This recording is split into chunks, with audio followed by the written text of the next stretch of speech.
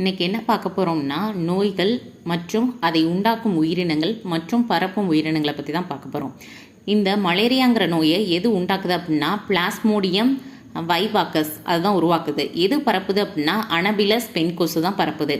இந்த யானைக்கால் வியாதியை எது உண்டாக்குது அப்படின்னா ஊஞ்சேரியா பேங்க்டிராப்டி இதுதான் உண்டாக்குது. சரியா?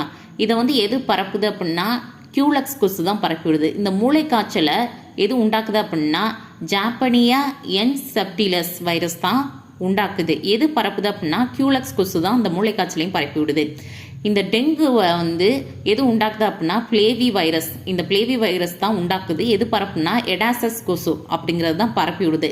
லிஸ்மோனியாசிஸ் அதாவது காலரா ஆசர் லிஸ்மோனியா புழுவால் உண்டாக்கப்பட்டு பிளிப்போட்டோமஸ் கொசுவால் பரப்பிவிடப்படுது. பிளேக் நோய் எர்ச்சினியா பெசிடியஸால் உண்டாக்கப்பட்டு சீனோஃபில்லா அப்படிங்கிற எலி உண்ணியால் பரப்பிடப்படுது. சரியா? வீதிங்கிறது எது உண்டாக்குது அப்படின்னா எண்டமிமா ஹிஸ்டலிக்கா அப்படிங்கிறதா உண்டாக்குது. எது பரப்புது அப்படின்னா வீட்டு ஈக்கள் பரப்பி விடுது.